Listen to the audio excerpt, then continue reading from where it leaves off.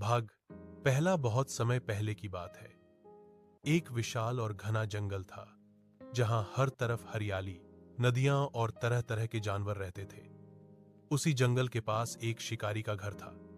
वह बचपन से ही शिकार करता आया था। उसके लिए जानवर सिर्फ शिकार थे, भावनाएं नहीं। जंगल में उसका नाम सुनते ही जानवर डरकर छिप जाया करते थे। एक सुबह शिकारी अपने कंधे पर बंदूक रखे शिकार की तलाश में निकल पड़ा। चलते चलते वह जंगल के उस हिस्से में पहुंच गया जहां बहुत कम लोग जाते थे। तभी उसने झाड़ियों के पीछे हलचल देखी। ध्यान से देखा तो एक हिरण जमीन पर गिरा हुआ था। उसके पैर में गहरा जख्म था और वह दर्द से कराह रहा था।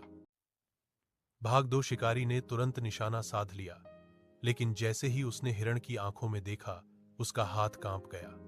हिरण की आंखों में डर के साथ साथ जीने की उम्मीद भी थी।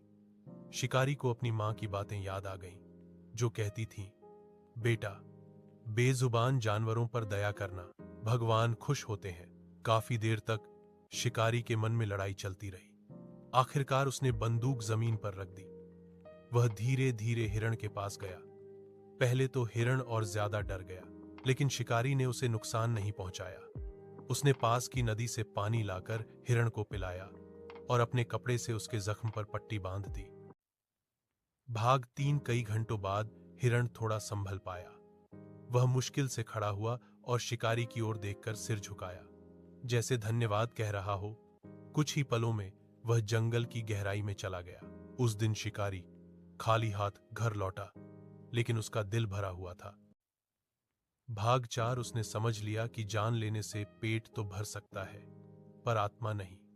अगले दिन उसने अपनी बंदूक हमेशा के लिए छोड़ दी और जंगल की रक्षा करने लगा।